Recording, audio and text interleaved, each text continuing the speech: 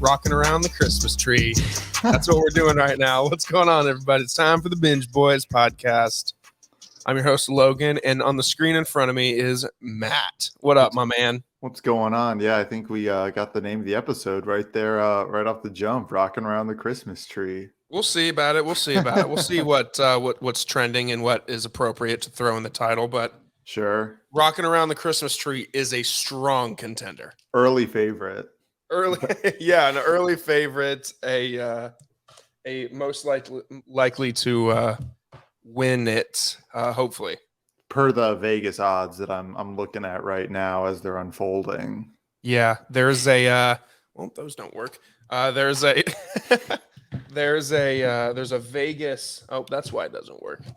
There is a Vegas ornament on that tree. Dang. Catherine and I are taking a page out of the Will DeFreeze book and saying everywhere we go on a vacation, we're gonna try to get an ornament for it. It's great. Yeah, absolutely. We've got one on there for Florida, we've got one on there for Nashville, and we've got one on there for Vegas. The big three. The big three so far. So far, so good. Sure. Everybody, this is the Binge Boys podcast. Unless the first few minutes of this made you think that this is a Christmas podcast. Yeah, we're breaking down ornaments. We're gonna do top 5 dangly ornaments this week, and then next week we'll do top 5 tinsel brands. Top 5 trashiest ornaments to have. But for now, all I can say is that if you're joining us for the first time, welcome. And if you're a long-time listener, welcome back. If this is your first time, however, the premise is that each week, my co-hosts Matt and Tanner Tanner couldn't be here because he got scheduled to work. You hate to see it. Dang. Because upon getting a new job, he must have spaced the fact that he was like, hey, I can't do Monday nights. Which, Yeah.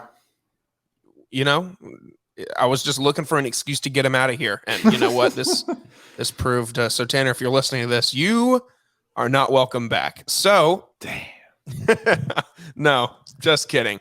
Every Thursday, however, we have a bonus episode of the show entitled The Run Through. And on those episodes, I'm joined by a co-host. It might be Matt, it might be Megan, it might be Emily, it might be Tanner, it might be a combination of all those, or maybe somebody completely new who wants to dive in on a particular movie or TV series, and we'll break it down element by element and give an in-depth review. This Thursday, we've got I Am Legend, Will Smith apocalypse zombie movie from 2007, which I had never seen before, fun fact. So this was my first time watching. I'll give you a sneak peek and say that I loved it. Wow. Nobody's doing sneak peeks of episodes that are soon to come, but soon to what?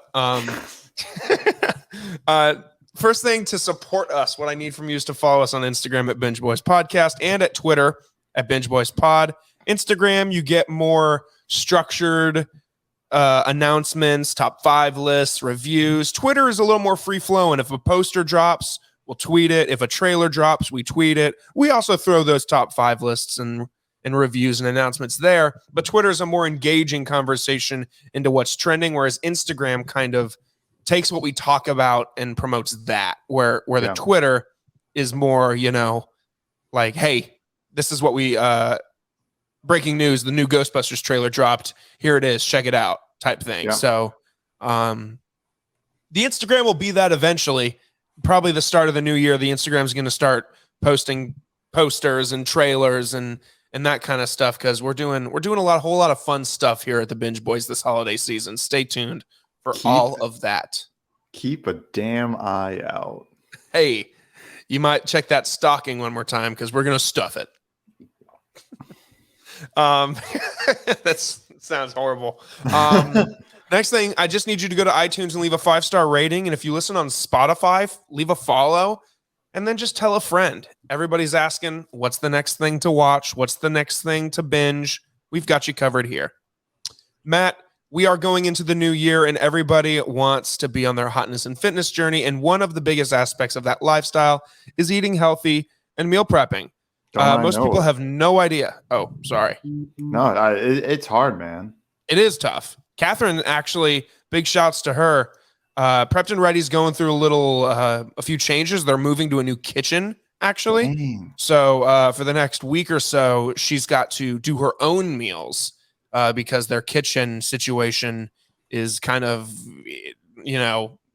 in shambles. But have no fear, they are moving to a bigger kitchen, so they have more room for more meals and more cooking and more people.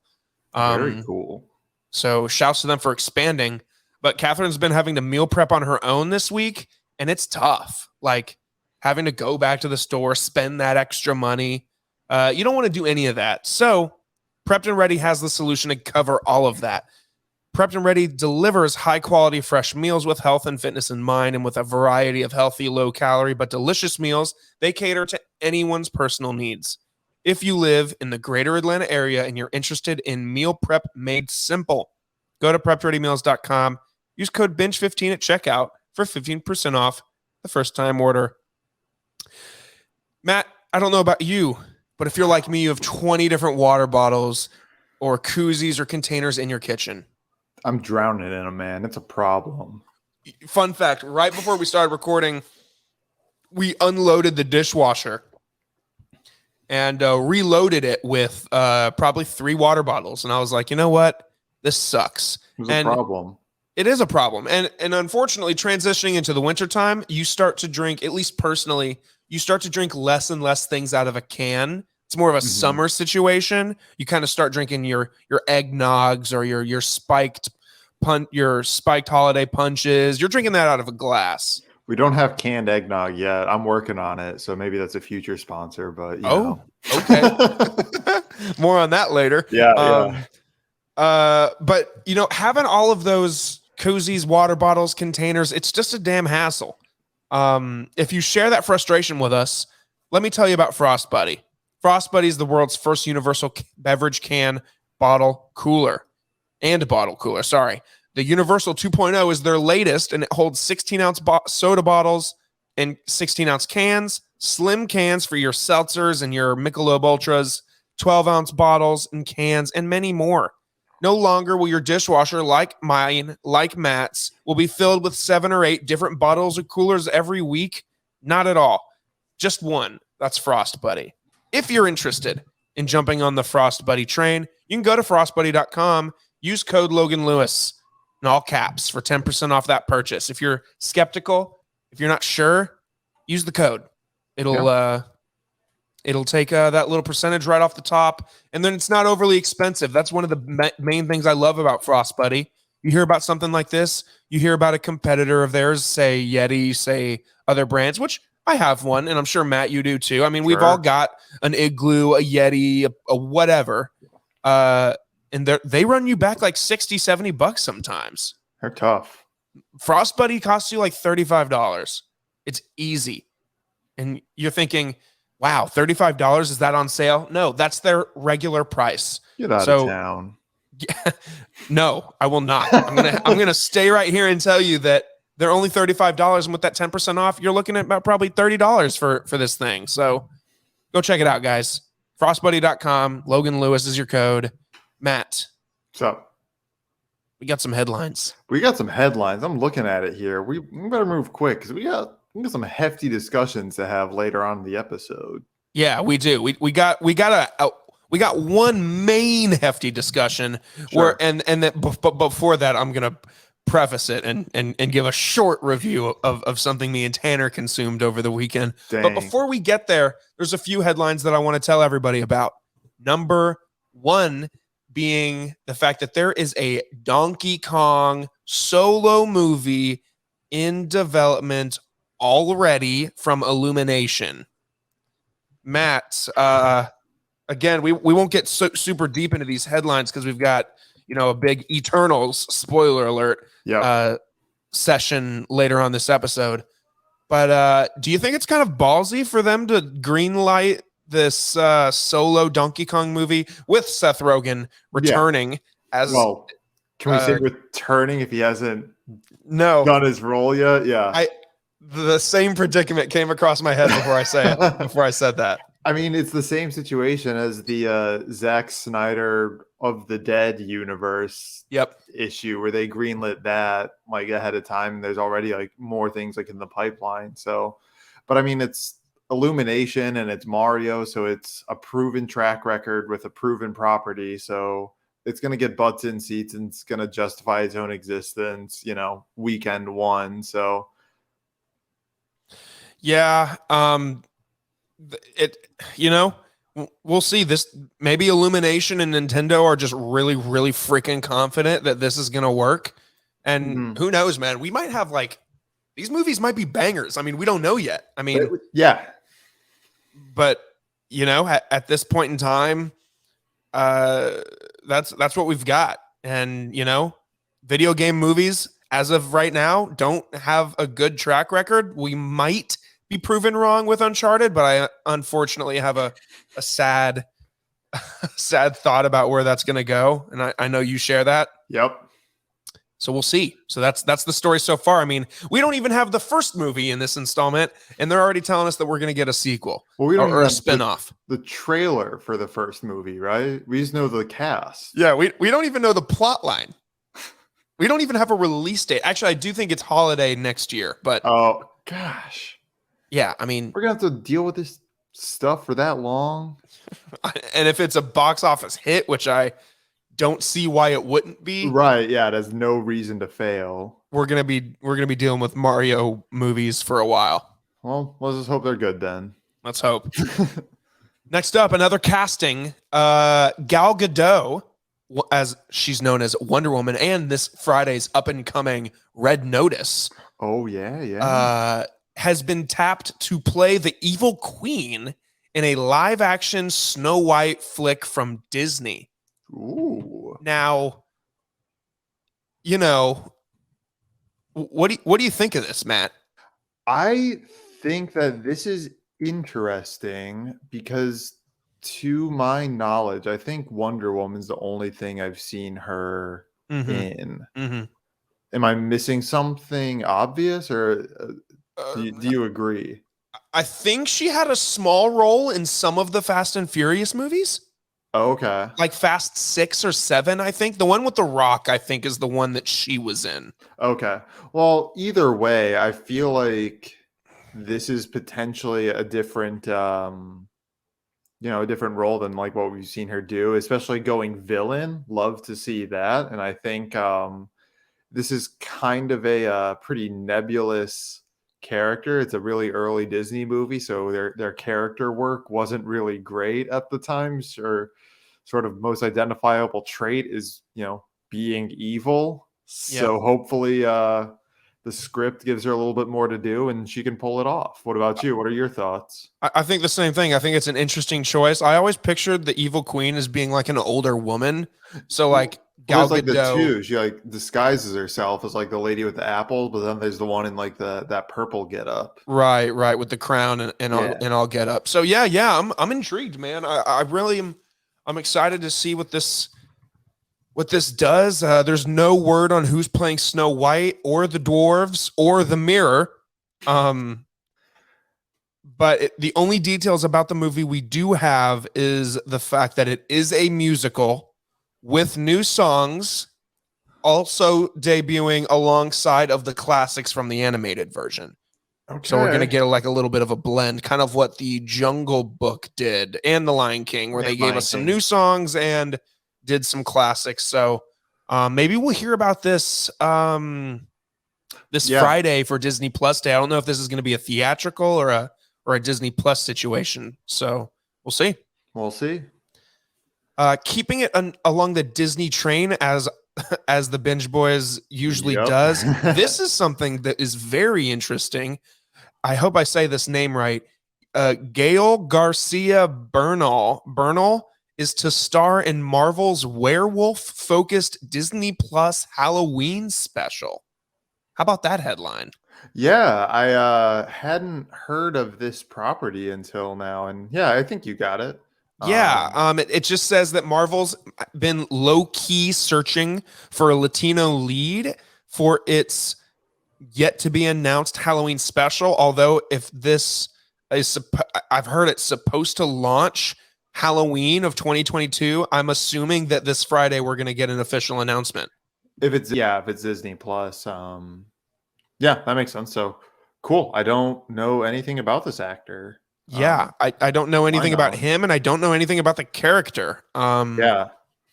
It says that he's going to play yada yada yada. The character that stars in the Werewolf by Night comic book series that ran for 43 issues and ended in 1977. Russell is the descendant. Russell is the character. Russell is the descendant of a mystically altered offshoot of humans known as lycanthropes, who eventually become capable of transforming his own word, even without a full moon, and retaining his intellect while transformed, almost like a smart Hulk. Like, yeah. Okay. Not necessarily turning into a rage monster that has no control, like more of just turning into a monster that is aware that he's a monster. Sure. And to follow up, I am familiar with this actor because he played Hector in Coco. So okay. Spoiler alert, the true father of Coco. Yeah. So, which I just watched for the first time like 2 weeks ago, by the way. Really good. It is really good. I've enjoyed it quite a lot. So seeing him get some more work is great. Yeah, absolutely. And it's cool to see that Marvel is really, really trying it. I know we're supposed to get a Guardians of the Galaxy holiday special, but I don't think that's due out until 2023. I thought that was 22. But I could be wrong. I could be wrong. So if we get a Halloween special and a Christmas special the same year, that'd be pretty sweet. Dude, and then if they keep it up year after year, that'd be amazing. What are you thinking lengthwise? Are you thinking like an hour, like an hour and a half? Like, if they're pitching it as like a special, I don't think it could be like, I wouldn't think it would be like a full 90 minutes. So right. I'm hoping for, between a half hour and an hour. I think that's right. Yeah. If it's just 20 minutes long, then like, what's the point? And why are you telling us about it, about a year ahead of time? But I bet it'll be some length to it. Yeah, I hope so. So I'm really intrigued by this character. And then again, just the thought of him being able to appear in future Marvel movies, man, they're really getting weird with this next phase, man. I'm digging it. I am really too. They're breaking out of their mold. Keeping it on the news cycle, and then we'll roll into a few trailers here. The poster for Spider-Man No Way Home was released today, and I don't think anybody has ever been more hyped to get something from a studio, even a poster. But we got a poster. Dude, Tanner must be punching air right now. He's definitely here. He definitely knows we're talking about it. Oh yeah. He late last night, about 10 o'clock last night, the night we're recording this, so Sunday night, Sony tweeted out, "The Multiverse Unleashed, # Spider-Man No Way Home will be released into theaters December 17th, exclusively in theaters." And in the poster, you get a shot of Spider-Man looking like he's sitting on top of some debris, looking like he's facing Dr. Octavius, which is kind of where the camera is. You're basically getting the point of view of Dr. Octavius. I can't spit it out. But the real highlight of this picture is, the electricity. We know that Electro's here. That's them doubling down on that. We get the sand cloud behind him, which is doubling down on the Sandman rumors. And then, even more exciting, you get a very tiny glimpse of Green Goblin. Over there in the corner.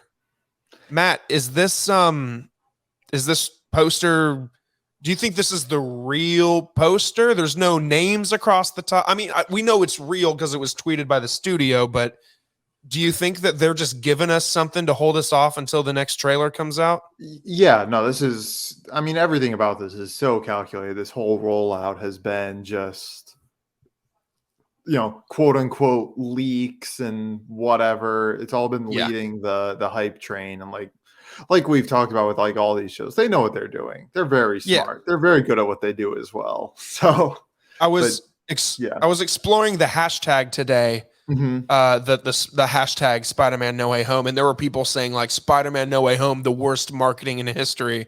And I almost want to say to those people, I We're would talking think about that it's it. one of the best marketing for a movie in history, considering that they've had to do very little, and this movie's going to make. I mean, it's going to make $1 billion at the box office. There's no way it Sure. doesn't. Yeah. I mean, I this. I mean, it's got this much hype, and they've released a teaser trailer that showed us a few things and just this poster, and then a few pictures from set, and that's it. That's all we've gotten. Yeah. Sony does not have to release another trailer. They will, but they don't have to because people will see this movie regardless. Yep. And they know that. Exactly. However, the big thought is the big thought here is that they are going to debut a new trailer for this movie before not this Friday, but the following Friday when Ghostbusters Afterlife comes out. That's Sony's next big release. Okay. And we're going to talk about Ghostbusters Afterlife right now. Sure. Because rolling into some trailer talk, Sony released a final Ghostbusters Afterlife trailer, and according to this headline, it ain't afraid of spoilers. It ain't afraid of no spoilers, because it's loaded with them. So, spoiler alert: if you don't want Ghostbusters Afterlife spoiled for you, although I mean, I had heard personally rumblings about what they showed in the trailer anyway. So this wasn't a huge thing for me. Matt, did you see this trailer? I did. Yeah, I'm just looking up a recap of it now. So for the most part, it's just stuff that we've seen. Just quick shots of ghosts, quick shots of the cast, and then that last shot of and voiceover of, I thought it was Bill Murray saying like, "Did you miss us?" and kind of an action shot of just like their from the waist up, but the neck down of the original three. R.I.P. to Harold Ramis. Harold Ramis, yep. So what'd you think, Matt? Are you excited for this, or are you like, they need to stop making these movies? I don't know. I just think it's a weird move. Did they release a second in like the all female? Or am I making that up? Okay. They did not. I think the all female version, fan wise, flopped. I don't think there were a lot of people happy with it. I didn't think it was a bad movie. I didn't think so either. I thought it was fine. I thought it was a fun Ghostbusters movie. Yeah. And so I feel like this is them just trying to like recoup potentially from that. And they're bringing in the old people to do that, which is, fine. But I don't know. Have a mix of both. You can have both. It's fine. Like they can both exist. Yeah, absolutely. I don't mind the female version. I think there's a few things they could have done better, but for the most part, like I thought the cast did their best. I mean, Yeah. Melissa McCarthy and what's her name, Kristen Wiig, and the other two, like they're all really, really, really funny actresses. Mm-hmm. So, yeah, I think the script just did no favors, and just the plot was correct. So we'll see. I mean, we're supposed to get Bill Murray, Dan Aykroyd, Ernie Hudson, Annie Potts, and Sigourney Weaver all reprising their roles from the original movie. However, I don't know if you noticed, Matt, and I don't know how well you know the first movie, but there's a lot of stuff in this trailer that looks almost like they're mirroring the first movie's plots. I will watch. I feel like I might have picked up on some of it, but not all. So I'll probably give it another watch and see what I can pick up. I thought you were gonna mention that Finn Wolfhard was prominently featured in this trailer, and something else we wanted to talk about. He was. And you know what else Finn Wolfhard is in? Stranger Things. And on the 6th of November, they proclaim that National Stranger Things Day, and Netflix had this little mini event. I think it's called Stranger Things Day because I think the events of the first season take place on November 6th. I Maybe. could very much so be wrong about that, but I think that's why they named it November 6th. But anyway, they just do a bunch of like behind the scenes featurettes, the interviews with the cast, Easter eggs, fun, blah, blah, blah, blah. But then they give us a teaser for the new season of the show, which gave us nothing, essentially, just more shots of craziness and no release date. Right. So of course. I forget. Have you seen the show, or are you? Yeah, I've seen it. Okay, so it's Tanner that hasn't watched it. Yeah, I think I would chalk it up to good. The first season and even the second one are really good, and then the third one was good to pretty good. So they're kind of declining a little bit, and also I just don't know how many more runs they have at these before the kids are just no Full-blown longer adults. no longer the kids. Yeah. Even like this trailer for Ghostbusters, I was like, Finn's looking kind of old, like 1920 territory. Right. Same thing with this trailer. I mean, the first shot of Lucas, is it the black kid? I was like, holy shit, this kid looks like he's in like a senior in high school. Yeah, which they're not going to do, but they totally could like just pick up at whatever year. It doesn't have to be, year after year. So right. I don't see why they didn't go with that, but whatever. I mean, COVID definitely didn't help them in that favor. That's a good point. Yeah. I didn't think about that. That's pretty much what we've got on Stranger Things 4. We don't have a release date still. I'm thinking probably February or something. I mean, I don't know that's just a guess, man. I don't know. Yeah. I feel like Netflix maybe wants to start 2022 out with a bang and kind of do that. But yeah, for all we know, there's a ton of post-production that still needs to be done. Yeah, because the first two seasons were sort of like this time of year, maybe a little bit earlier, so they could kind of get like the Halloween bump, and then the third one that threw everyone off because that was like midsummer, right? Like July 4th, I think. Yeah. I saw some theory on YouTube a year ago or so that kind of talked about the release dates and why they're significant to the show, and how I think season 4 is supposed to drop in the winter, like Christmassy. So it's either Christmas this year, which doesn't look like it's going to happen. Or Christmas next year, which just seems too far away at this point. To start the hype train now, yeah, that's way too much. Considering they've been hyping it up for the past like 2.5 years. Yeah. So I don't know. We'll have to see. We'll see. And then the last trailer, mainly probably the bigger of those three, Morbius. We talked a little bit how we knew the trailer was going to drop after this episode, or after our previous episode was uploaded.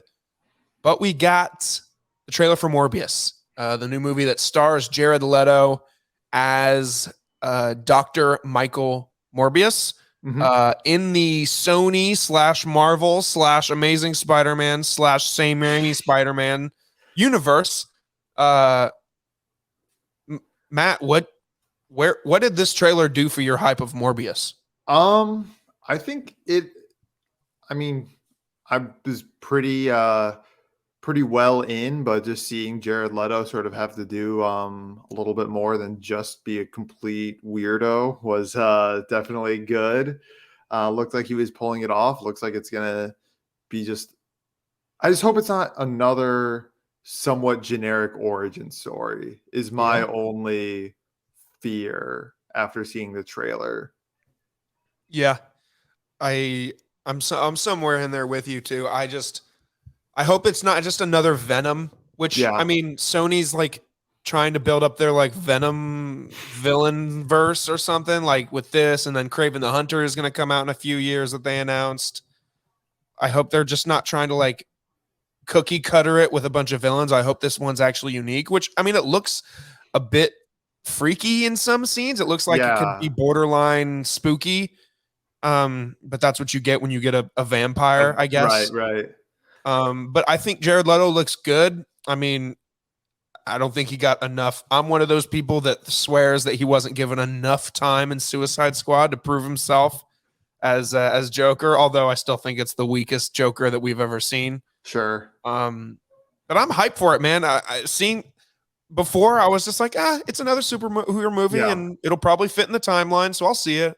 But after I saw that trailer, I was like, I'm interested. And same thing with Catherine. Like when I was like, hey, watch this trailer. What do you think of this? She was like, I don't want to watch no stupid vampire trailer for this. I don't care about it. But after she watched, she was like, I'm interested. I'm intrigued now. So yeah, I think, and Tanner's the same way. I think he was just like same thoughts as me. Like, well, I'll see it because it's a Marvel movie, and I see all the Marvel movies. And that was Michael Keaton at the end, right? Yes. So do we know who he's playing? No, we don't. Okay. This is why it's tough. Yeah. Because, and maybe you've seen this, but maybe the people who are listening haven't. But so we have Michael Keaton is in this trailer, presumably as Joker, Vulture. Yeah. There's a shot of the Oscorp building, a quick shot, but there's a shot of it, and it's the same Oscorp logo, same font, same letter arrangement as the Oscorp building from the Amazing Spider-Man movies. And to make that worse, there's this quick shot of Jared Leto walking in slow motion past a graffiti wall or whatever, and it's a picture of Sam Raimi's, Tobey Maguire's Spider-Man with like murderer written across it. Which like we only know the only quote unquote murderer is Tom Holland's Spider-Man, how he's getting framed for the death of Mysterio. Yeah. So part of me thinks that there's some multiversal stuff going on here, but then it could just be Sony fucking with us.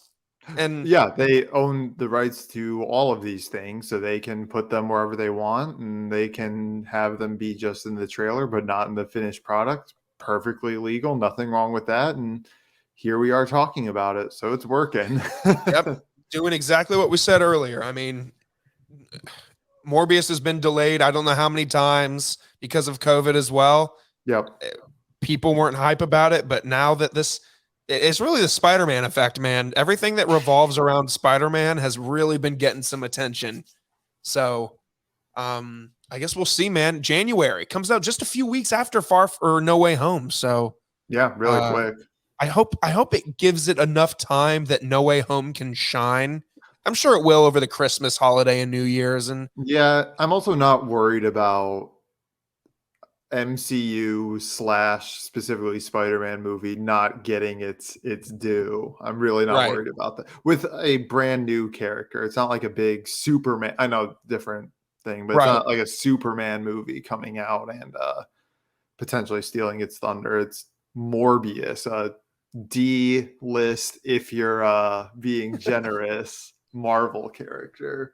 Right. So we'll have to see in January. I think January 19th is the day. Yeah.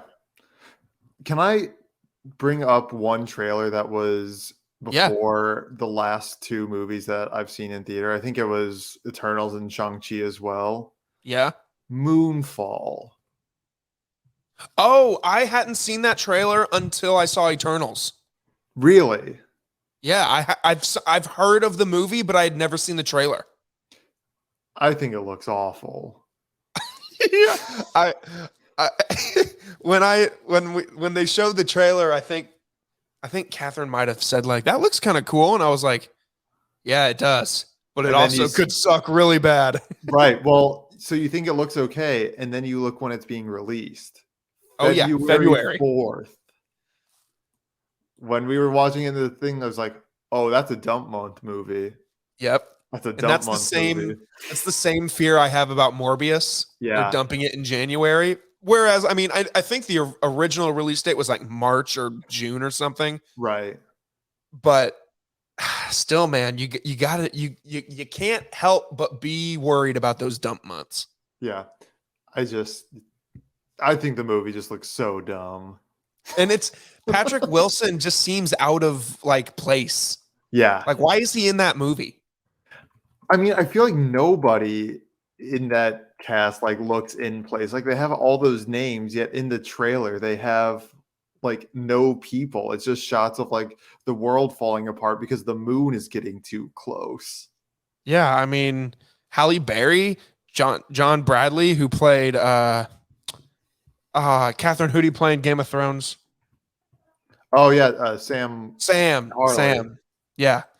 Michael Pena. Yeah, I mean, there's Donald Sutherland. There's a ton of names there, but Names from a hat. really, people just it's So who's yeah. it even done? Who's it done by? Roland Emmerich. Okay, Let's see what he's done. This guy directed Independence Day, Godzilla, The Day After Tomorrow, Independence Day 2. So this guy's done some bangers and he's also done some not so bangers. Yeah. But if like he knows how to make a what's it called? Disaster movie. So if anyone was to make this, I'm glad it's him, but like you said, he's not it's not a flawless resume. Right. So yeah. That's funny. I just wanted to talk about it because I was just like, I really have to watch this trailer again. Are you kidding me? Dude, that's how I feel about The King's Man. Tired of seeing that. I'm just tired of seeing it just because it plays in front of every movie. And I'm like, this movie still hasn't come out. Yeah. I haven't seen any of those. I was going to say, I thought that was the case. I was like, but no, the first two are really solid. So I'm hoping that that this one is as well. I'll probably catch the first two so I can see this one because I want to. I just haven't gotten around to them. Right. But also if it's, this trailer again, you're not rushing out to see it because it's like, well, I see plenty of this when I don't want to. So well, after 37 minutes, we'll talk about some actual big ticket things. Yeah. The first of which I'll go ahead and cover real quick. Tanner and I, over the weekend, decided to catch, instead of watching the highly anticipated Apple TV Plus movie starring Tom Hanks, where he befriends a robot called Finch, which actually looks pretty solid. Okay. Yeah, it's like the apocalypse, and he builds this robot to be his friend because there's like no humans left or something. Sure. And he's like, it's basically I Am Legend with a robot. Dude, what did Tom Hanks do that like Apple TV Plus like caught him with that he has to keep making these movies for him? I don't know. Him and Tim Cook must be buddies or something. For real, yeah. He must be just doing him a favor. But Tanner and I decided to watch the straight to Paramount Plus release Paranormal Activity movie that was entitled Next of Kin. Ooh. Let me tell you about this movie, Matt. Margot, who is a young woman who was abandoned by her mother as a baby, travels to a secluded Amish community with a documentary film crew seeking answers about her mother and her extended family, which sounds cool. Yeah. It was directed by William Eubank, who is responsible for movies known as The Signal, Broken City, Love, and Underwater. I haven't heard of a single one of these. Underwater was the hit movie starring Kristen Stewart, where she do you remember? It was released beginning of 2019, maybe like January 2019, or maybe January 2020. And it was and she basically just works in this giant underwater facility, and the facility goes boom, and she has to like survive. It's got a TJ Miller in it. That guy has taken nothing but L's since then. It does. I forgot TJ Miller was in there. Most people forget about TJ Miller. It's sad. Also, people are asking, is Underwater about Cthulhu? I don't know what that is. You don't know the elder god Cthulhu? No, I can't say that I do. All right. Well, we can move on. This movie stars Emily Bader, Roland Buck III, which is just an all-time name, Dan Lippard, which is another all-time A lot of names. If your first name is Dan, anything your last name is just awesome. Like, Sure. whatever. But let me tell you about this movie, Matt. This was one of the worst movies I've ever seen. Yeah, I was gonna say the one doesn't come across the group chat very often. Yeah. The 1 out of 5. Tanner and I both gave this movie 1 out of 5, and I'll tell you why. So the Paranormal Activity movies are very good because they give you this sense of. So they're all found footage movies, you know. I think I've seen the first two weirdly the only horror movies of the last 3 decades that I've seen. Well, then you know that they're filmed like by the husband. Yep. With like a camcorder. This movie was being filmed with a camcorder. However, it looked like it was being filmed with a real camera, like a real movie camera. This movie looked professionally shot. Because of the documentary crew, was their angle around that? Right, I think so. But with that said, it took me out of it immediately. When I saw like that there wasn't no like, you know, in the bottom corner, there was no like running time, like The how clock, long the battery, the clock. yeah. There was no like, as soon as nightfall came, there wasn't like night number 2, September 7th, 2012 or whatever. Like it just felt less, even though she had a documentary crew with her, it seemed less of a documentary than the first few did. Interesting. Which those aren't even documentaries. Those are just like home videos. Right. Yeah. The guys wanting to figure out what's going on in their own home, not really like seek out a truth. That's really weird. Right. So in this isn't a haunted house movie. There is no spirit that is haunting these people. It's more of, like it says, like she moves to this Amish community to find out about her family, and she learns that these Amish people are just freaking crazy, and they do like satanic rituals, and they have farm animals only for the purpose of being able to like birth goats and then like slice their necks and like do weird shit, man. Just this movie I'm not liking any of this. This movie was big bad, man. Like Big real bad. Like I really wish I could give it props. And there were scenes that I was genuinely freaked out. I mean, the horror is there. Like the whole like creeping up, like someone's holding the camera and they're walking up the stairs. Turn really quick to the right. Nothing's there. Turn really quick to the left. Something's there. Like, yep. It does the Paranormal Activity like scare as well. It just doesn't feel like it just feels like a straight to streaming service knockoff. Wow, that's weird. It's weird because that's what it is. And just by the time it ended, it was this weird, man. I would say watch it for yourself, but don't. I'm looking at screenshots like on IMDb of the movie, and they had like a drone too. Like they tried to like modernize the franchise too. Yeah. And I'll give the director and the crew props for trying new things, but it just didn't work. Like if you're going to make a Paranormal Activity movie, make it about a husband and wife or a couple that are afraid that something's going on in their house and roll with it. Yeah. Because this just wasn't it, man. Yeah. It seems like they just tried to adapt the format in a way that just didn't click with sort of like the core of the franchise, of the series. Right. It just didn't hit, which is really sad because I do enjoy those Paranormal Activity movies. There's some fun, scary movies to watch. And then this movie just shat on the franchise. It just feels like they took the IP and ran with it because they're like, oh, this is going to get Paramount Plus some streams.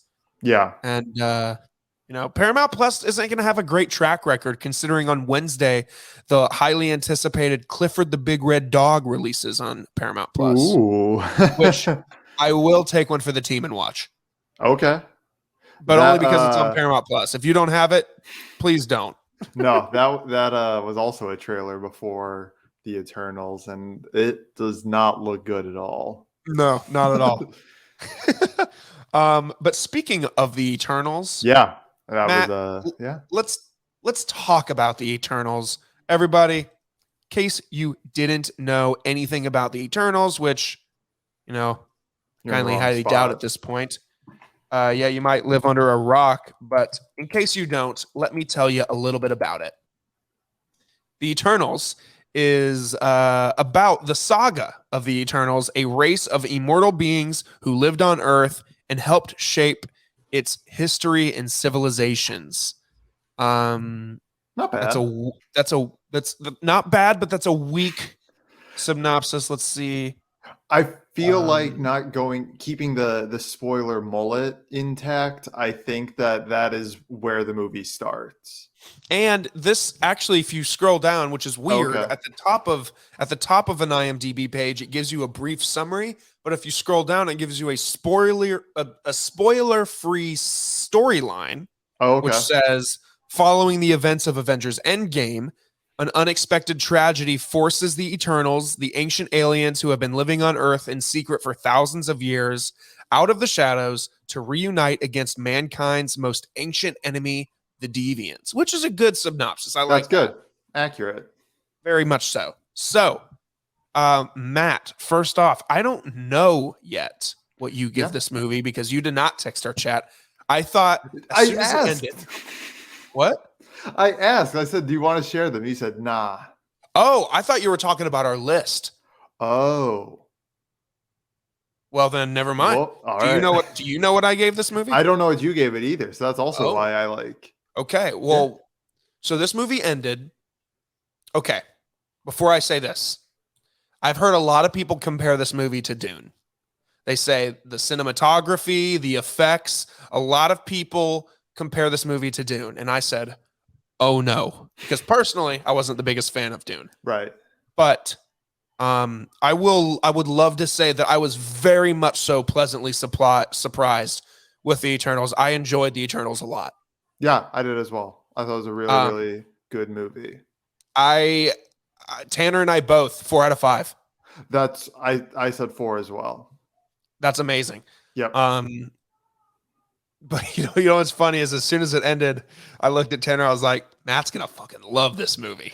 I I did really like it. I did think that there was a lot to it, but there's also um just some stuff about it that I didn't like fully click with, but we can get to that later. We can I say let's stick positive. Let's talk about what we enjoyed about it first. Sure, and we'll still stick to that mullet style where Yeah. we'll give just general.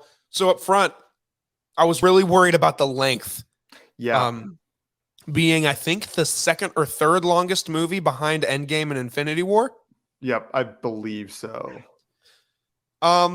But honestly, I think the length was justified in what they were trying to do. I mean, you had 10 named unique characters that you needed to place into sort of unique places in the world. So that's going to take a lot of time. There's a lot of heavy lifting that it has to do. And I think it largely did really well at differentiating the characters and giving them unique personalities and, making their relationships feel like, maybe not the 7,000 years that were meant to, but definitely that they, had some level of connection to them. Yeah, for sure. I also just think that there's I think that there's a lot of hate in this movie. I mean, not in the movie, for the movie. There's a lot of people shitting on this movie. IMDb still says, or not IMDb. Let me just cross check it real quick. This is, as of right now, the lowest reviewed Marvel movie ever on Rotten Tomatoes. Yeah. Which really low. Which after seeing it, I don't know if I get why. But I mean, I do know why because I saw the comments and the news behind it. Are you aware? I'm not fully aware. So yeah, what's sort of like the there was a lot of so it's got from critics a 48%. The which is fan's like 75, right? Like, or even higher. what is The audience score, like yeah, 70. it's sitting at an 80 right now, Oh, okay. Yeah, that's which is good. yeah. I think before the movie was even released, a bunch of people logged in to Rotten Tomatoes and shat on the movie for its how do I say it? Wokeness in certain scenes, and you know exactly what I'm talking about. After seeing the movie, there's a lot of people that are upset about that. I mean, I didn't have an issue with I any didn't of either. the characters or In I fact, I yeah. I didn't hate that at all. And No. because of I heard some heavy rumors about a specific character that we'll get to. Sure. Um, I heard rumors about that character, and I heard rumors that it was going to be a lot worse than what they showed us. Like I heard that it was going to be more explicit, and I was Yeah, I think I know what you're talking about, but we'll definitely come back to this when we're talking more specifically. yeah, and it wasn't that, and I was pleasantly surprised because I was like, oh, I heard so much shit on the internet, which is my first problem is listening to idiots that I look at it on Twitter. But for the most part, man, I like the movie a lot. Like I think, however, I think me and Tanner will talk about this. Me and Tanner actually, for a fun fact, in a few minutes here, I'm gonna take a brief pause and insert a clip that me and Tanner pre-recorded. Sure. About the movie. So those of you who are listening, you know what I talk about. You know what I'm talking about. You know, because the clip is gonna go here. But anyway, back to us, Matt. Yep. I liked it a lot. I don't know what I'm trying to say, but I like the movie a lot.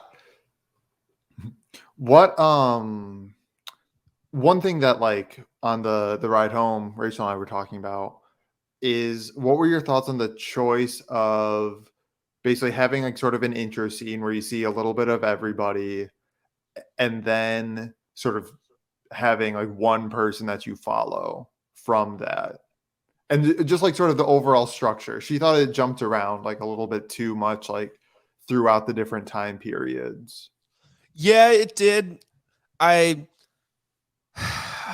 get that they like showed us some old shit, show us some present day shit, show us some old shit, Different old shit. Yeah. yeah, which that jump where it went back, I think it was like an hour and a half in, they went back to like Babylon, and I was like, oh shit, we're in the past again. And they like didn't like explicitly say that we were in the past again, and you kind of had to think like, okay, so they're in Babylon. This isn't present day. Right. It did jump around a lot, and there was a few choices that I was really surprised about that they were making with some of the characters may or may not making it through to the end of the movie. I was very surprised about that. Yeah. But I guess like you said, like 10 new characters that none of them we have met or even been hinted at in the past. That, you know, not all of them are going to make it. Right. Especially with just how the plot sort of shakes out. So generally speaking, we all like the movie a lot. Yeah, really good. Good action. Different kind of climax. I felt like compared to a lot of other just like sort of using like Black Widow as an example, I felt like that was a pretty generic Marvel climax, but this one was sort of more contained in like a few different elements, which I thought was really like to its strength. So if you're not wanting the big gross battle at the end, you know, maybe give this one a shot since it's not quite the same. Yeah, I mean, this is the most different Marvel movie there is. This is a different vibe for sure. It feels like an epic. Like it feels like they're trying to make it bigger than it is just because of the scope. Like again, with like there being 10, 15 characters we've never seen before. Right. and kind of telling that they've been here this whole time and, yada, yada, yada. Yep. So, Matt, do you want to talk some specifics? Let's talk some specifics. So we are now on the back of the head. We are in the party section of the Yes. spoiler mullet. Yeah. So I'll let you go. So is the wokeness discussion around Brian Tyree Henry's character Fastos and why he's lost faith in humanity, or him and his husband's relationship existing? The latter. Are you freaking kidding me? Yeah, there's a lot of people that went on Rotten Tomatoes and trashed the movie because of its, for lack of a better term, gayness. It literally has no bearing on the movie. He doesn't have a conflict because he's gay. He just is a gay man, and that is literally it. I'm so mad right now. I know. There's a lot of there's a lot of people that are real upset about it, and yeah, it has no effect to the movie. In fact, I liked it. I thought he played it well. Hey, people that bashed the movie before it came out, get not educated, but like it didn't do anything to the movie. Like it was literally fine. Like, yeah. So what I've heard some other critics say, they had a problem with the implication that he may or may not have given the inspiration for the atomic bomb and using that real life tragedy as something was a little bit not insensitive, but just was a little bit of an extreme example in what's supposed to be a fictional universe. So that's what I thought you were going with, not no. I also you're gonna get even more wound up when I say this next part. There's a lot of people that thought it was dumb to have a deaf character too. But even though it completely fit within her character and is she deaf in the comics? Well, I don't know that, but it fit within her powers. I thought that was that was a one-line explanation. I was like, okay, that's perfect. It makes sense. This is a case where representation has no consequences. Right. I'm gonna try to see if this character is deaf in the comics. Same thing with Fastos. Who I really enjoyed as a character. Also, I wonder if he's gay in the comic books as well. I think I had heard that, but also with I feel like this is I feel like the Eternals could kind of be like the X-Men, where you could, if you wanted a new one, and especially given what we learn about them, how they're just kind of copies of copies of copies. Going back all throughout all of time, they could be pretty much whoever they want. There could be any Eternal with any kind of different ability, different gender, different sexuality, whatever, and it's perfectly canonical and fine. Yeah, I'm doing a quick search. Makari, the speed character, the deaf character in the Eternals, is not deaf in the comic books. Okay, but I don't think giving her that no, it did not detract from the movie at all.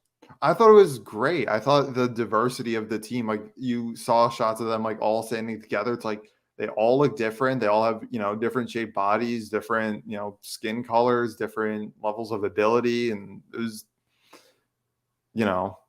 was fine. Right. It was cool. It was probably really cool for someone to see something that represents themselves closer than anything else on the MCU. Can I tell you one thing, Matt? And I'm really curious about what you have to say here. Okay. You know what I hated? There's one thing that I hated about the Eternals. Okay. And it was the character of Sprite. I did not like that character at all. I found her very annoying. And she plays a kid, and of course the kid's emotions are going to be kid-like. But at the beginning of the movie, I think the first mix-up that happened with Sprite, Tanner turned to me and said, "I have a feeling this kid is going to be the worst character on the team." Yeah, I think I didn't like Sprite. I'll say I did not like Sprite. Yeah, I wasn't a fan either. I don't. I'm having a hard time putting my thoughts like what the function like of that character was like within this movie. Like going forward, I could almost in like the follow up of the MCU, I could see more utility out of the character than like their connection to Earth through Sprite, but I feel like there just didn't have a lot going for him. I don't think I actively disliked them, but I feel like that I just wasn't a fan of what they were bringing to the table. Yeah, I wasn't a super big fan, and yeah, like you said, I mean, I can see. I just don't see what Sprite added to the movie besides being like, I'm gonna go with him, like Right, just character. like bringing in that one person for just the betrayal, and it was just important that like they were connected to our heroine Cersei like the whole time. Like, yeah, that was just that seems like a lot of work for just that one moment. Also, to follow up on what we were talking about earlier, in the comic books, Fastos isn't outrightedly gay, but it kind of leaves you up to it leaves it up to the reader to decide. Okay. So he's not overly like yes he is, but he's also not written as no he's not. Okay. So the director took the yes he is Yes. interpretation. Yes. Which whatever. But anyway, back to Sprite or just back to Yeah. characters in general. Back What to did you yeah. I guess we can almost interweave our top 5 in this discussion because we ranked our 5 more favorite characters that were introduced. Could have been heroes, could have been villains, could have been side characters, just 5 characters that we have never met before that we kind of ranked and listed as our favorites. Sure. Do you got any honorable mentions? Because I've got a couple. I've got a couple too. You go ahead first, actually. All right. You'll see a trend with mine. My honorable mentions are Dane and Eros. Mainly since we're gonna see him a few more times. Is Eros the Celestial? Okay. Yeah. Oh wait. No, the other end credit scene is Eros. Oh, yeah. Also an honorable mention for me as well. Eros, also known as Star Fox. Yeah, I thought that was funny. Yeah, but either way, we'll get there.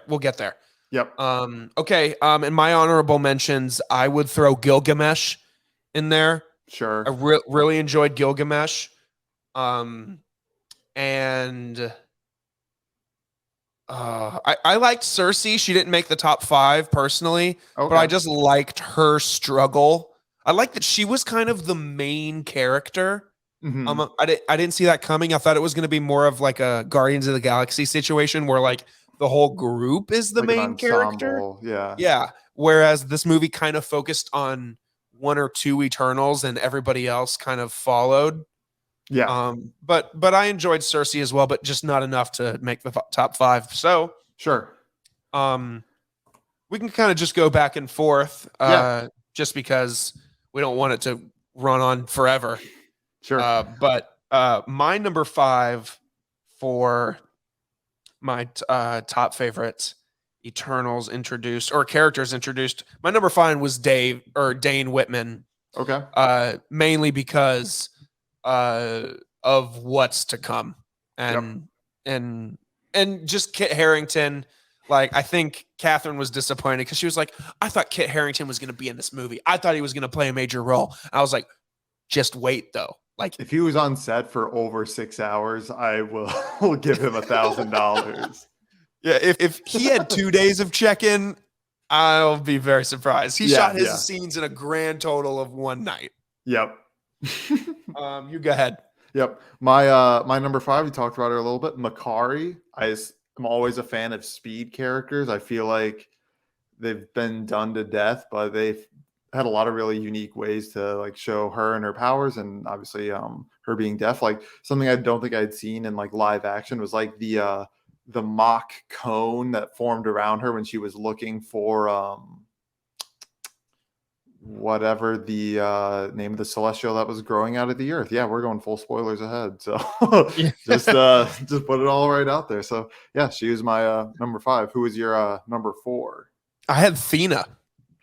I Okay. really enjoyed Angelina Jolie in her character. I was kind of like, Angelina Jolie in this movie, huh? But I think she did a pretty good job. Yeah, no, you can tell that she has been a movie star for however many decades, because just in every shot she just looked like $1,000,000. Yeah. Oh yeah.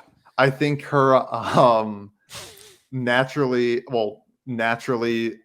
completely oversized lips like really fit well with the character, because she's supposed to be like classically beautiful, like the inspiration for the goddess like Athena and stuff. So I was like, this works.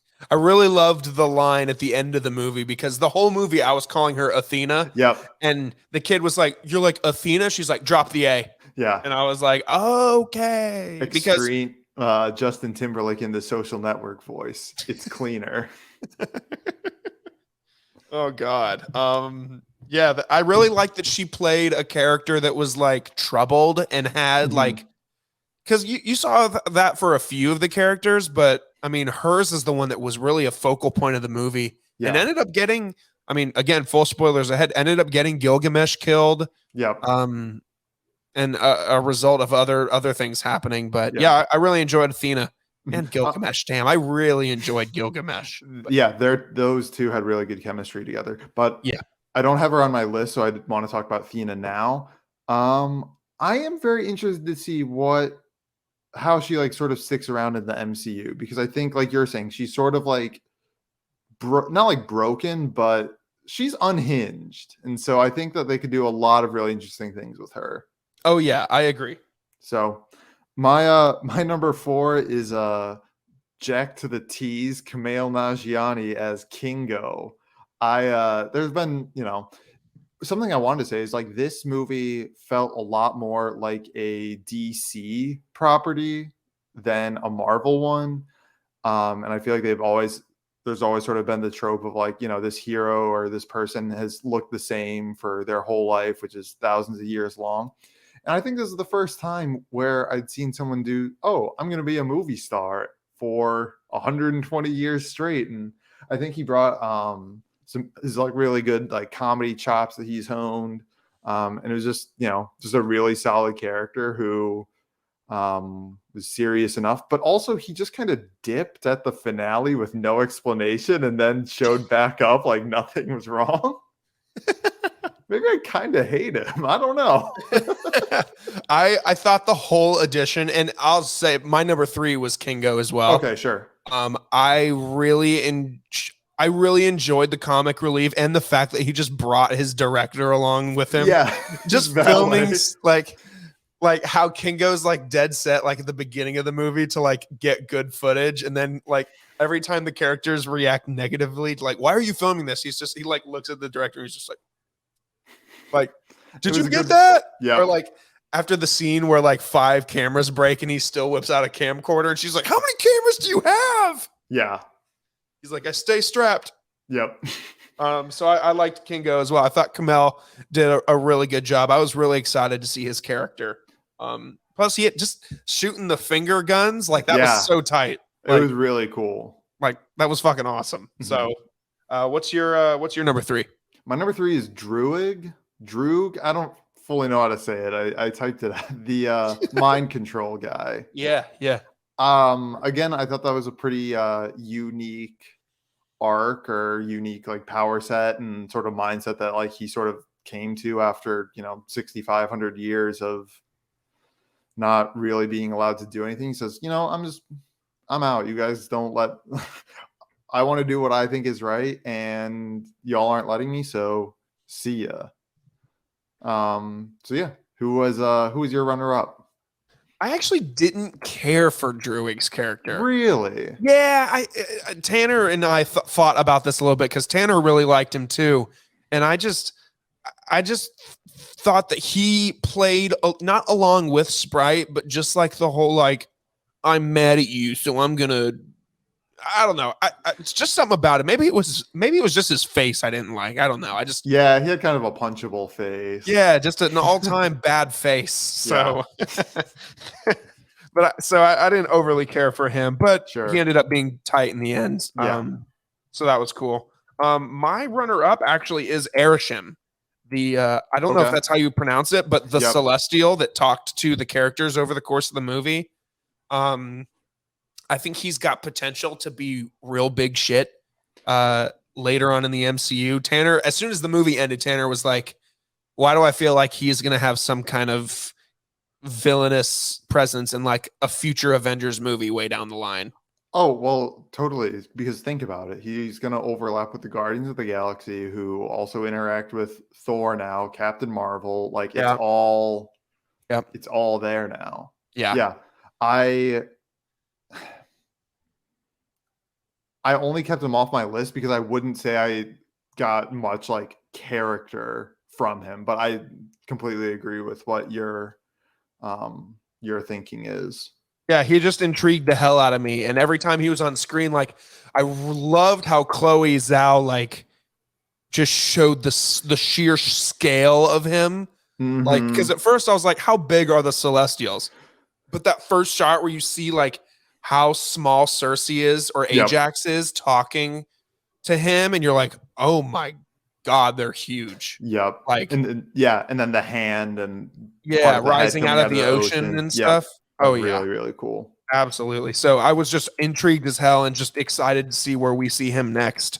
So yeah, what you got for your runner up? My runner up is actually Cersei. Okay.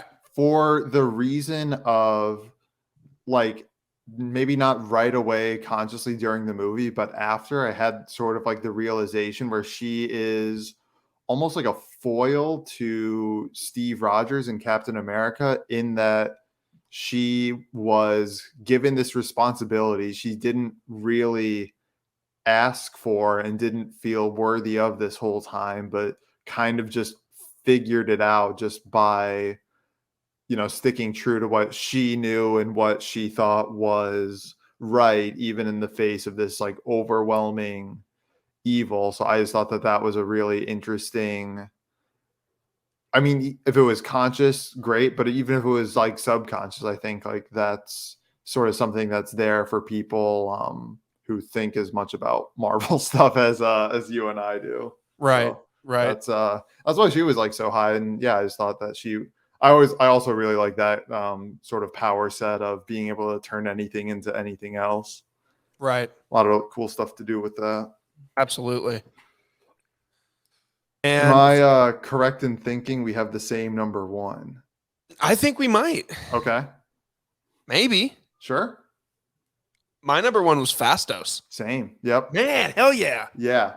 My first thought after the movie ended and like thinking about how we were going to talk about this in the MCU, Fastos cannot get to Wakanda soon enough. Tanner made a reference during the movie about how like because when they were like finding all of the characters in their modern day place, he thought Tanner was like, what are the chances this guy's in Wakanda? And I need to see that. Yeah, him and Zuri just chopping it up. Dude, I'm ready for that. Right, yeah, but like from what we saw in the movie, I think like really unique like power set. I liked how there was the kind of main offensive attack the deviants kinds of Eternals, and then there was sort of like the support crew of like Druig and Fastos and your favorite Sprite that like sort of helped the people and not necessarily wasn't always as helpful at directly combating the deviants. But I thought that was like sort of a unique split of the team. I thought that was really interesting too. At one point during the movie, I think you realize like, oh, some of these are like full blown, like I'm going to attack. And the others, like you said, are the, like, they're going to hold back, support the main characters when they need it. Like, Yep. Like when you saw, for example, like Fastos, like attacking Icarus at the end, like he wasn't necessarily blowing like big blows, but he was providing support, like with the Yeah. restraints to like Yep. hold him Yep. down. Plus, I just thought like every time Fastos was on screen, like whether he was like summoning the ship with his like hands and shit, like I was just like, this guy is fucking awesome. Yeah, Like, he's sneakily I mean, we both just said he was our favorite part of the movie, so I guess there's nothing sneaky about it. yeah, Would, he was awesome. what were your thoughts on just Icarus as a whole? I think he was a very, I mean, I know the comic books exist, but he felt very Man of Steel. Yeah. Like he just reminded me of Henry Cavill. Even like some of the ways he like walked or was shot, like with him like looking down with the sun behind him with the laser beams coming. I was like, that looks just like Superman. Hmm. I thought the character was. I saw coming that at least one of the Eternals was going to be sneaky evil, Yeah. but I didn't think it was going to be him. I honestly thought it was going to be Thena, You or wanted it to be Sprite, you know it. I really wanted Sprite to get murked. I only wanted Sprite to be bad so he could get Yeah, or she could get murked at the end. sure. Um, but I didn't see Icarus coming, and Catherine and Tanner don't think he did what he did at the end. Are you on the train with me that he flew into the sun? He's dead, He right? flew directly into the sun, yes. Yeah, there's no more Richard Madden in the MCU. I mean, it's based on comic books, so anything is possible, but we are supposed to have left that movie thinking at least he Yeah. flew directly into the sun. Yeah, Tanner was like, he's not dead. I was like, are you kidding me? He just flew into the sun. Also, he's Icarus, who famously died for literally flying too close to the sun. I It's the didn't one even thing catch about the that. character. I didn't even make that connection. Wow, that's hilarious. Yeah. So I'll you can tell him yourself, or next time he's here, I can tell him he's just wrong. Just sadly mistaken, sir. Yep. Sorry, I had one other point sort of about the movie in general I wanted to run by you. Yeah, let's go. Which I think sort of translates to, if you're ready to talk tiers, I think that this will sort of help frame my thinking. Yeah, let's talk it. So just to refresh any of new listeners, of which there are hundreds, I'm sure. So when we talk about Marvel movies, we're all big fans of them. And so they get, pretty much between the high score of a 5 out of 5 and the slightly less high score of a 4 out of 5. Maybe some get 3s, but as a whole, they get pretty high. So it really helps us to tier all the Marvel ones. So at the very top, these are, the A1s, cannot be touched, are the Infinity Stone tier movies. Right. And then just below that, we have the Vibranium tier, Mm-hmm. which are pretty good, but they might be, some nitpicks or just some things that don't quite connect, or, maybe they're not quite as rewatchable as those tops. And then continuing down, the Gold Titanium Alloy tier. These might be, some of them I have in there because they're a little bit too long, or don't, maybe just some of the older ones that don't quite, have as much to do with each other as the later ones do. And then at the bottom, we have the Mark 1 tier, which, they're Mark 1. They're still, really, really solid movies. They're just, have a few more problems than some of the others. So that's kind of to frame our discussion when we sort of try to compare Marvel movies to each other. Right. So now that I've explained all that, even though I gave it a 4 out of 5, I am putting the Eternals into the Gold Titanium Alloy tier. Okay. Mainly for the reason that I feel like this is the third Marvel movie to go back to the well of everything you thought you knew about this system is wrong, and your world is, I'm going to turn your world upside down. They did it in Winter Soldier. They did it in Captain Marvel, and they did it here. I think as a whole, or like on its own, The Eternals is a great movie. However, when comparing it to other Marvel movies, it being the third one to do this trope, and calling it a trope might be a bit strong. And I think they did it it was integrated well overall. I didn't walk away as wowed as I would have to put it in, obviously that top one tier, and then sort of the overall plot structure feeling a little bit derivative of those others, bumped it down another tier. So it is squarely in my gold titanium alloy tier. Well, thinking of it like that,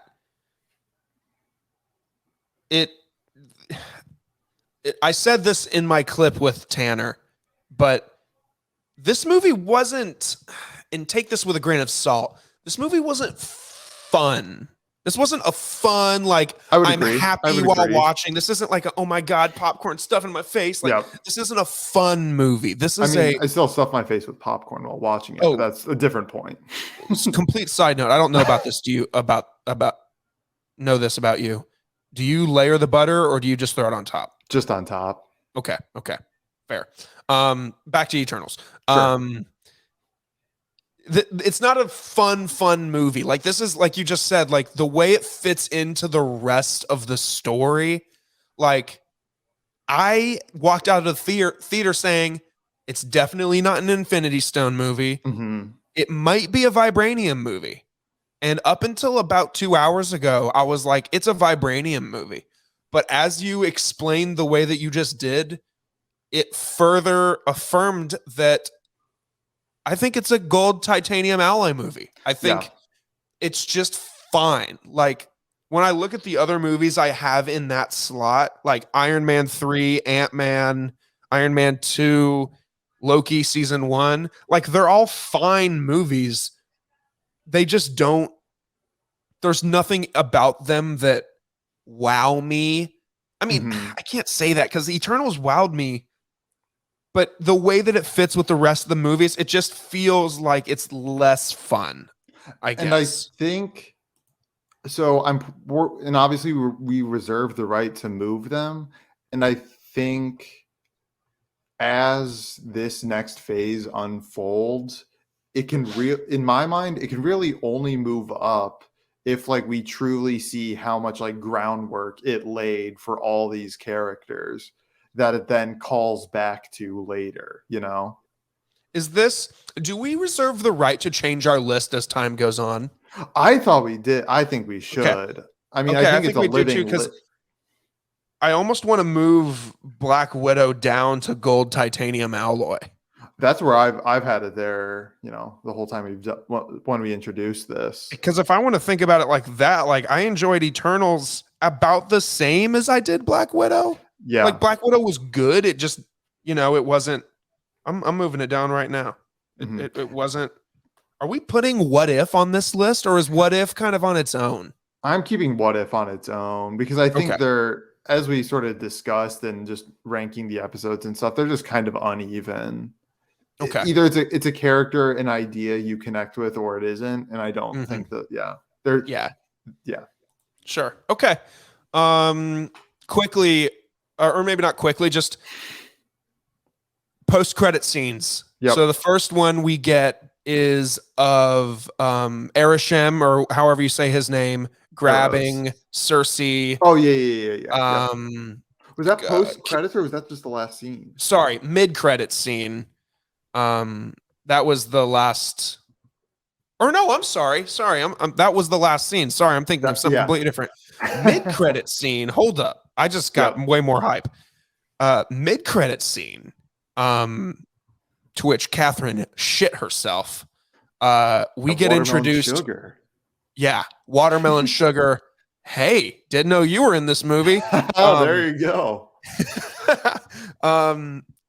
Harry Styles playing Star Fox, otherwise known as what was his name? Eros. Eros. The brother of Thanos. Which yeah, they kind of paved over that pretty quick. Yeah, the brother of the man who destroyed half of all existence. Where were you, bro? Yeah, maybe he got snapped away. I don't know. Hey, you got to think. I did some digging, and they don't agree much in the comics, so he Sure. probably was definitely snapped away. Yeah, yeah. Um, And I his thought it was little cool. I thought the little elf thing was kind of weird, but very Disney movie animal sidekick vibe to it, like the oh yeah, pig from pig or the chicken from Moana.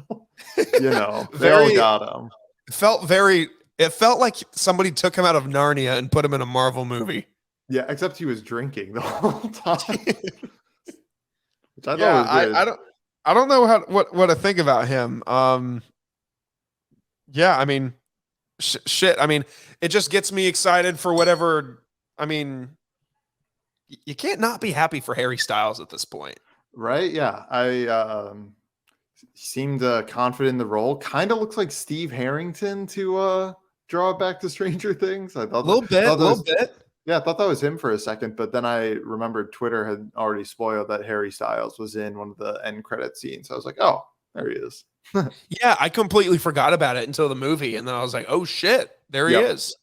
But yeah, Um, just the reveal of the character, nothing, and that he's able to help them find who were they trying to find, like Cersei in them because they were taken yeah, by yeah. I think he Arishem. said like, Yep. I know how to find your friends or something like that. Yep. Which, I mean, I guess that's subject to interpretation because does your friends mean more Eternals, like they were going to find and kind of liberate from basically this Groundhog Day scenario they have of exterminating planets and whatnot? Yeah, I think what really sold me on that whole thing is because, of course, Catherine, being the fangirl that in One Direction obsessed woman that she is, was literally saying, "Oh fuck, oh fuck, oh fuck," like when he appeared on screen. Um, and I was just like you just said, very impressed about how comfortable he looked. Like Yeah. walking out on screen, just kind of strolling in, like, "What's up, guys?" Like I was very like impressed by his confidence. I was like, I'd never would have saw this coming, but I'm okay with it. I'm excited to see where he goes. I mean, you got to think the dude's rich. He didn't need a Marvel movie or a franchise. It looks like now that he's going to be a part of that. I don't think he needed it, but Yeah. I'm okay that he's here. Maybe we shouldn't back the character of Star Fox too much. I've been on his Marvel wiki thing. And it turns out before it was a big deal in Hollywood, he had allegations of sexual assault. The character? Yes, of Star Fox. Oh, Star boy. Fox was put on trial for sexual assault, accused of using his powers to seduce a happily married woman. He was defended by the She-Hulk as his lawyer. Oh, that's why I watched some analysis videos and says that he has a romantic affair with She-Hulk somewhere in the comics. Okay. And we're about to get her in a few months. So it's coming together. It is. It is. All right. Second Yep. scene. Kit Harington, Dane reaches into the chest. He sees the sword. And the sword is called, I just had it pulled up.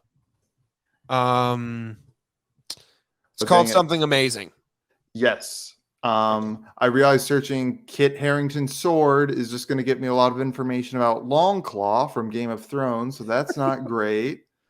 I'm gonna search Black Knight sword because that is what Kit Harington is going to be. And of course, if you search Black Knight sword, you get the sword that is used in Dark Souls, the video game. Very cool. Not prepared at all here. Here, Black Knight sword Marvel, the Ebony Blade. Yes, that's it. So like he reaches for the blade. Which, funny enough, we hear a voice off screen that says, "You sure you're ready for that?" And don't know if you knew, but that voice is Blade himself. Wait, the Blade? played first? played by Mahershala Ali. Yes. When I heard that voice, I immediately go, I almost had Catherine's reaction and go, I was like, oh shit, do you guys know who that was? Do you know who that was? And there was like some guy in our theater that was like, oh shit, that's Blade. Yep. I liked how there was sort of the subtle tease for it when Cersei gave him the present. I didn't dig into it, but I'm sure that was some sort of Black Knight symbol. Yeah. On the ring that she gave him. Yeah. I hadn't even thought about that until you just brought it up. Mm-hmm. So I'm excited to see Kit Harington play this character. Does this mean we maybe see him appear in the Blade movie? I don't know. Yeah, I have no idea about this Black Knight character. I'm definitely not just filling air while I go and look him up. Yeah, absolutely not. It says Black Knight was created by Stan Lee. Sword was passed down through generations and generations until it came to Dane Whitman. Dane Whitman is going to be Black Knight in the future. One of my friends was like, do you think Kit Harington was used well? And I was like, I mean, there's no way they were just going to cast Kit Harington to be a love interest. The goofy, half-competent love interest, yeah. Right. I mean, Kit Harington, Game of Thrones is over. He needs his next big thing. This is looking like it's going to be the next big thing for him. Yeah. I think there is plenty here on the table that they could tie in with other stuff. Looking through, he has a lot of Avengers stories tied in. He eventually stops using the ebony blade at one time, choosing to use a technological weapon instead. Very specific here, marvel.fandom.com. So shouts to you for that. Well, there you go, man. Dude, no one saw us going over 90 minutes. No one saw that coming. No one saw us talking about Paranormal Activity, the Eternals, for a good minute. Yeah. But guys, we are not. Well, we're done with this episode. But if you thought this was a good one, we are not done, man. The rest of the year is fire. I mean, this Friday alone, we've talked about the fact that we're getting, and by we, I mean me, because I'm going to put myself through it, Clifford the Big Red Dog on Paramount Plus. We also got Red Notice, the Netflix's biggest film ever with The Rock, Ryan Reynolds, and Gal Gadot. And then also kind of snuck up on us, the long-awaited Disney Plus release of Home Sweet Home Alone. Oh gosh. Between Clifford the Big Red Dog and that, we have got some mature content coming. Yeah, hopefully we just have a banger of an episode next week where we roast these movies into the ground. Yeah. But Red Notice should prove to be fun. I mean, those three actors should have a lot of fun there. I don't really miss, man. I mean, yeah. Ryan Reynolds. Yeah. Green Lantern. Oof. I've still never seen that. Me either, and I have no intentions to. I'm going to do a run through of it eventually. You have to. One of my friends, shouts to David. He grew up in a pretty small town, and the nearest movie theater was 40 minutes away. So their option was to either stay through all of Green Lantern or be out past curfew. And they were in before curfew that night. I see what you're saying. Yes. I'm picking up what you're putting down. Hopefully by this time next week, hopefully we have a new Spider-Man trailer. Doubt it. But I mean, if the rumors are true and if before the release of Ghostbusters next Friday, maybe we'll get something. But other than that, man, that was Binge Boys 247. Matt, thanks for having this fun Eternals discussion with me. Dude, what's longer, a discussion about the Eternals or the Eternals? No, we're still an hour short of the movie. So Yeah, we're still we've still got. I think there was a point in the movie where Catherine was like, "How much longer?" And I looked at my watch and I was like, "We've still got an hour and a half."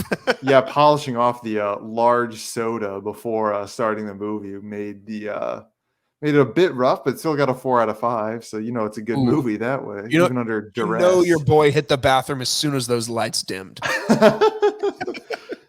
As soon as I Googled to double check, there were only 2 end credit scenes. Yeah, I was out of there. Yeah, I get you.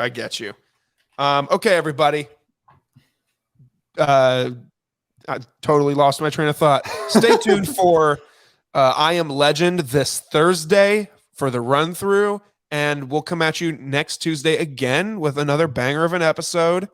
We'll see you guys next time. Bye-bye. Peace.